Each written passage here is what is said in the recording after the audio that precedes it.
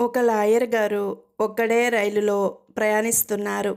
ఆయన ప్రయాణిస్తున్న బోగి AC 2 tyre. పైగా చలికాలం కావడం వలన ఆయన ఉన్న పోర్షన్ చుట్టుప్రక్కల జనం ఎవరూ లేరు.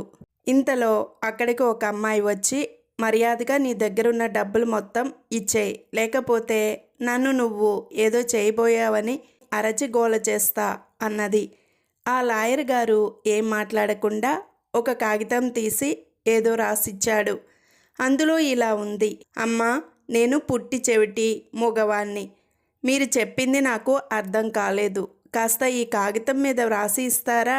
ఆ అమ్మాయి ఆ కాగితం తీసుకొని తను చెప్పిందంతా వ్రాసి ఇచ్చింది. ఆ కాగితం తీసుకొని జేబులో పెట్టుకున్న లాయర్ గారు, చెప్పమ్మా, ఇందాకేదో అంటున్నావు అంటూ మొదలుపెట్టారు.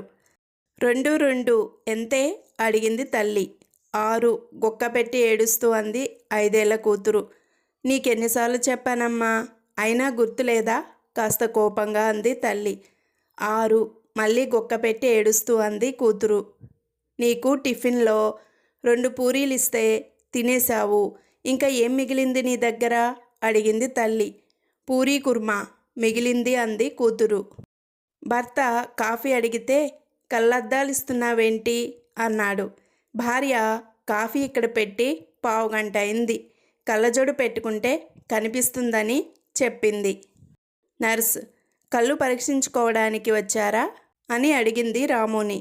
రాము, అవునండి, నా సమస్య చెప్పకముందే ఎలా తెలిసింది అని అడిగాడు. నర్సు చీటీ ఇవ్వమంటే 500 నోటు ఇస్తేను అన్నది. భార్య, కాపలాకి కుక్కను కొన్నారుగా, ఇంకా గేటు దగ్గర వాచ్మ్యాన్ ఎందుకు? భర్త, దాని మెడలో గొలుసు ఎవరైనా ఎత్తుకుపోతారని అని చెప్పాడు భర్త.